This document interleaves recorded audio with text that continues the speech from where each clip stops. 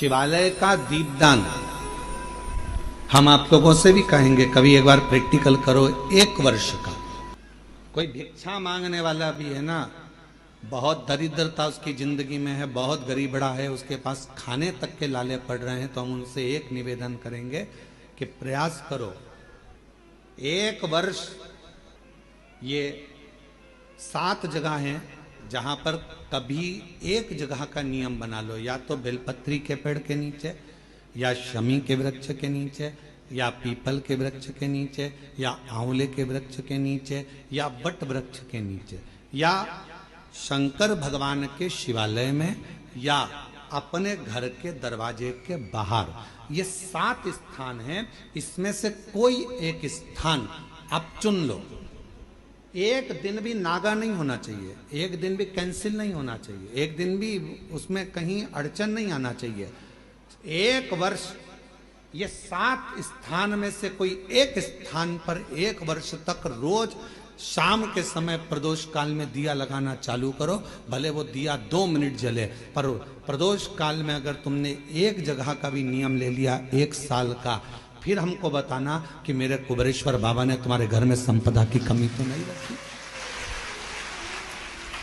वो भंडार भरने में कमी नहीं रखता, भंडार भरता। एक स्थान चुन लो, या तो पीपल का वृक्ष चुन लो, या आंवले का वृक्ष चुन लो, या फिर शमी का वृक्ष चुन लो, या फिर आप बेलपत्री का या बट वृक्ष। वहां नहीं जा सकते तो शिवालय चुन लो, शंकर का मंदिर। वहां भी नहीं जा सकते तो अपने घर के दरवाजे के बाहर एक दीपक लगाने की क्रम प्रारंभ कर दीजिए, एक दीपक। और यदि वो क्रम प्रारंभ हो गया तो फिर आप खुद अंदाजा लगाएंगे कि धीरे धीरे धीरे धीरे आपका परिश्रम, आपकी मेहनत, आपका संघर्ष और आपकी मेहनत के साथ में जो तुम दीप लगा रहे हो, मेरा भोले बाबा दरवाजे पर लगाया हुआ दीप हो, चाहे वृक्ष के नीचे का दीप हो, चाहे शिवालय का दीप हो, वो हमारे मार्ग प्रकाशित करते चले जाता है और हमें रास्ता देते चले जाता है। 7 स्थान में से कोई सा भी एक स्थान चुन लो कि 1 साल तक मैं यहां दिया लगाऊंगी, 1 वर्ष। हम ये नहीं कर रहे कि बहुत सारा उसमें घी भरो, आप तो बत्ती गीली करो और उसको ही लगा दो, बस बहुत है। 1 वर्ष। एक माघ महीने में एक कथा मिलती है, माघ मास के शिवरात्रि की एक कथा मिलती है, जिसमें वर्णन आता है कि जैसे ये 7 स्थान कार्तिक मास में वर्णन किया गया दीप के लिए, उसी तरह माघ मास की कथा कहती है शिवरात्रि की कि यही 7 द्वार, यही 7 द्वार, 7 जगह यदि जल का भी सिंचन किया जाता है, माघ मास की कथा कहती है, तो भी वो फलित होती।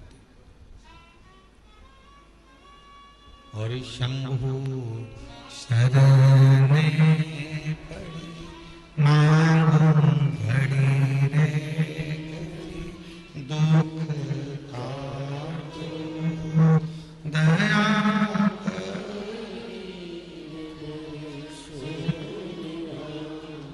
ओ शंभु शरण मां घड़ी रे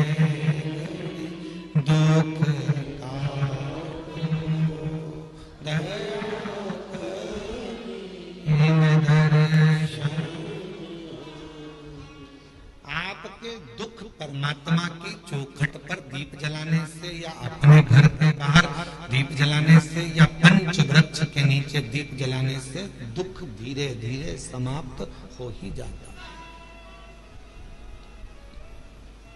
दीप लगाओगे तो मन की बात भगवान से कहोगे,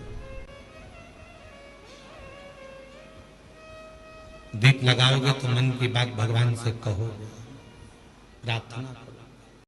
शिव और कृष्ण जिस भूमि पर मिले हैं, वो भूमि कोई साधारण नहीं हो सकती।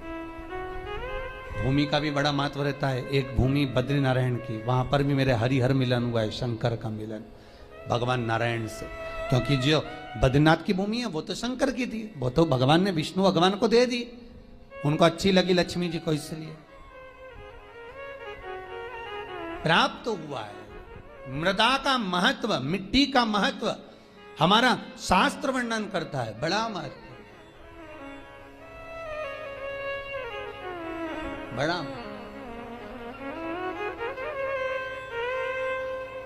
महाराज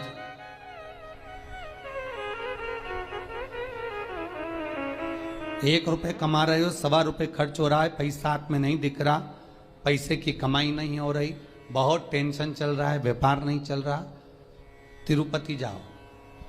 तिरुपति में कहाँ जाना है? मंदिर में दर्शन करना है क्या? दर्शन करो ना करो तुम्हारी मर्जी है। 2 जगह पर तिरुपति में जाना, एक तिरुपति के नीचे कपिलेश्वर महादेव, दूसरा तिरुपति पर ऊपर पुष्करणी।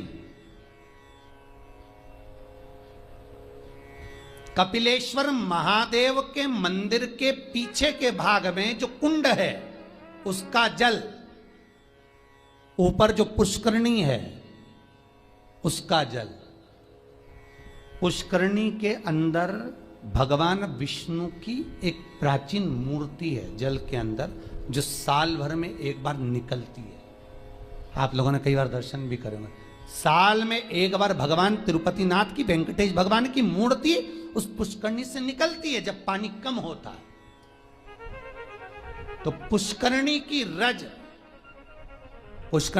रज लाकर कपिलेश्वर महादेव के कुंड में अपनी कामना कर कर रज को धोकर, उस रज को लाकर घर में किसी भी स्थान पर रख लीजिए, व्यापार वाली जगह पर, संपदा कभी कम नहीं होगी।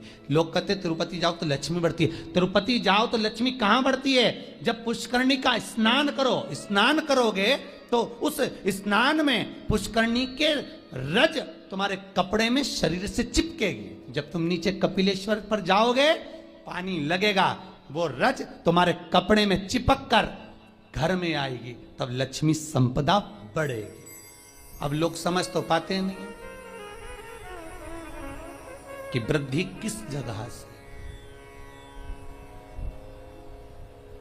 स्कंद पुराण में पुष्करणी का, कपिलेश्वर का महत्व जो वर्णन किया गया है उसको अवश्य सुनिए कि मिट्टी का, मृदा का क्या क्या महत्व है, उस मृदा का क्या महत्व है, उसका वर्णन शास्त्र करता है। तो यहां पर शिव महापुराण कर रही है, शिलाद भगवान का भजन करने वाला नंदीश्वर का जो भाव प्रकट करा है, ये नंदी कोई साधारण सा नहीं है, नंदी शिव का उपासक है। भगवान शंकर ने जो उम्र कम दी है, भगवान शंकर ने जो शिलाद नामक मुनि को, ब्राह्मण को जो नंदी पुत्र दिया, उसकी उम्र कम रखने का कारण केवल इतना है कि ये भटकता है कि नहीं भटकता। भगवान दुख देता है ये देखने के लिए कि तुम कितना भटक रहे हो।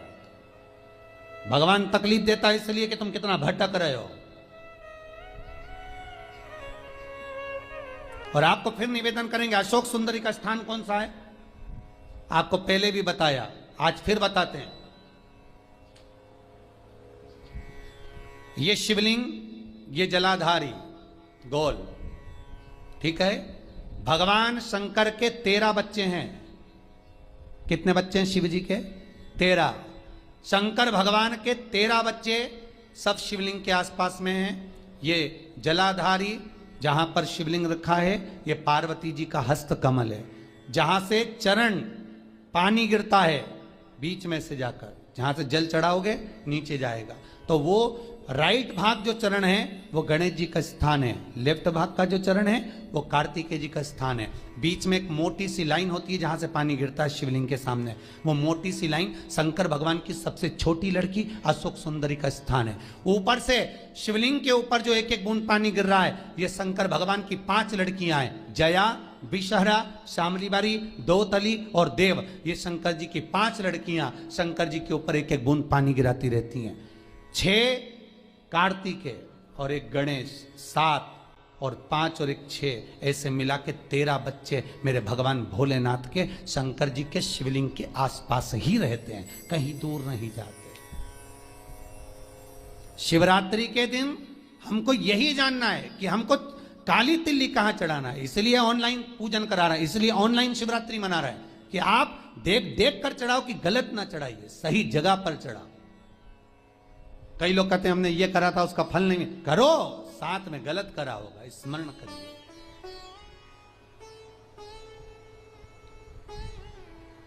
हजारों लाखों लोगों को लाभ है साहब। सवेरे किसी 8 साढ़े 8 बजे एक मैसेज है, समीर जी के पास अगर होए तो टीवी पर दिखाना। एक 28 साल के बाद एक बहू को बच्चा हुआ है, 28 वर्ष के बाद उसने बेटे का भी फोटो भेजा है। केवल शंकर भगवान पर सफेद आंकड़े की जड़ घुमाकर 21 बार रजस्वला धर्म के 7वें दिन कमर पर बांधी थी, और उसने केवल इतना सा पूछने के लिए फोटो भेजा कि जड़ को अब कहां ठंडा करना है, मेरे घर में बेटा हुआ, 28 वर्ष के बाद हुआ। शिव पर अगर विश्वास है तो मिलेगा, शंकर देगा, करुणा सागर करुणा करेगा। बस थोड़ी सी परीक्षा जरूर लेता है, परीक्षा तो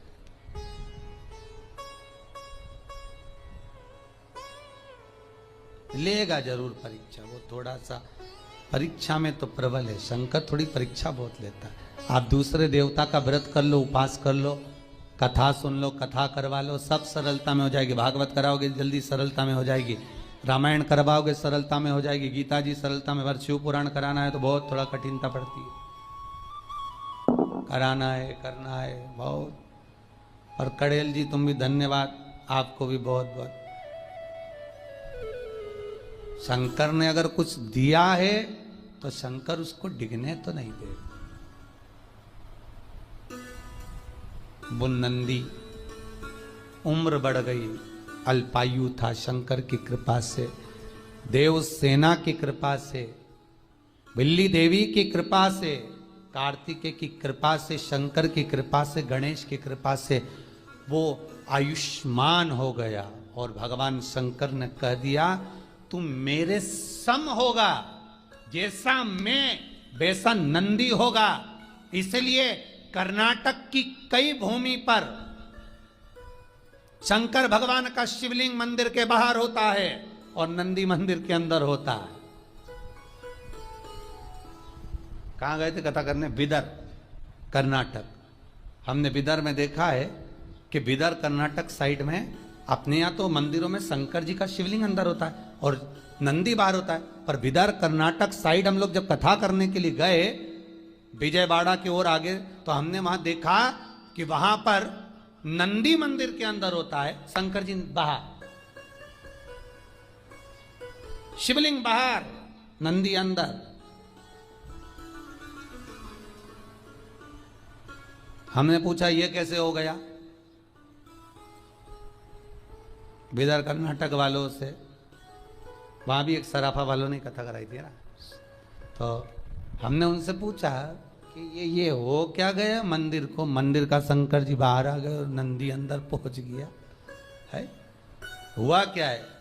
तो वहां के भगत कहते हैं महाराज हमारे यहाँ के लोग कहते हैं कि शंकर जी को अगर घर में बुलाना है तो शंकर जी ऐसे पकड़ाई में नहीं आएंगे, नंदी को पूज लो, नंदी का स्मरण कर लो। नंदी तो लेके रोज शाम को जाता है, शंकर भगवान तो तप साधना में डूबे रहते हैं, भगवान शिव तो तप साधना में लगे रहते हैं, पार्वती जी उनकी सेवा में लगी रहती है। नंदी को मालूम रहता है कि कहां से ले जाना है आज घुमाने के लिए, तो वो नंदी लेकर जाता है, तब उस नंदी की हम आराधना करते हैं, उस नंदी की।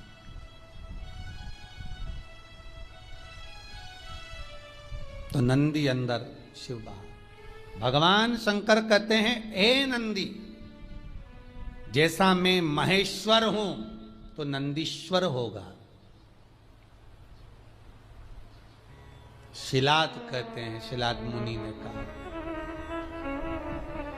मेरे बेटे को मैंने इसलिए पाया है कि मेरे पूर्वजों को कुछ भाग मिल जाए, पितरों का तर्पण जल पिंड मिल जाए। इसको मैं आपकी सेवा में रखना चाहता हूं, इसको आप रख लो सेवा में, पर मना नहीं है, पर चिंता इतनी सी है कि नंदी का ब्याह कर दो।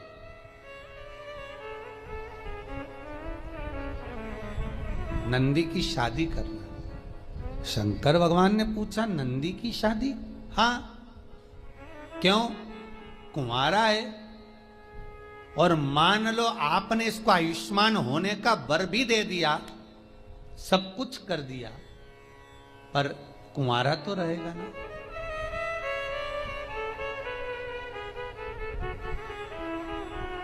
फिर निवेदन करूंगा, कुंवारी अवस्था में मरने वाला व्यक्ति गर्भ से बाहर निकलकर जो बच्चा मर जाता है, 6 महीना, 8 महीना, 9 महीना, 10 महीना या जन्म लेने के बाद जो कुंवारी अवस्था में मर जाता है, श्राद्ध में चाहे तुम तर्पण कर लो, गया जी का पिंड कर लो, ब्रह्म कपाली कर लो, चाहे पूरी दुनिया के तीर्थ चले जाओ, ब्राह्मण को कितना भी भोजन करा लो, तर्पण करा लो, पिंडदान कर लो, पर जो कुंवारी अवस्था में मरता है उसको ना तो पिंड मिलता है, ना तर्पण मिलता है, ना जल मिलता है, ना उसकी मुक्ति होती है।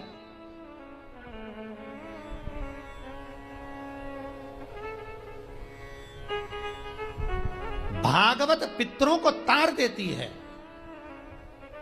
पितरों को मोक्ष देती है, भागवत तारती है, पर शिव महापुराण जो अधोगति में मर जाता है, कुंवारी अवस्था में मर जाता है, अधोगति में चला जाता है। महाराज, अगर एक व्यक्ति घर के अंदर टीवी चैनल के माध्यम से क्या, यूट्यूब फेसबुक पर भी अगर कथा सुन रहा है, और वो अकेला भी कथा सुन रहा है, तो उसके 7 पीढ़ियां अवस्था में जो कुंवारा भी चला गया है, एक बार शिव महापुराण की कथा सुन लेने पर, करवा लेने पर, स्मरण कर लेने पर उसके अधोगति में मरे हुए जीवों को पिंड मिलना प्रारंभ हो जाता है, तर्पण मिलना प्रारंभ हो जाता है, ब्राह्मण भोज करे तो उसका भाग मिलना प्रारंभ हो जाता है। ये कोई शिव पुराण साधारण नहीं है।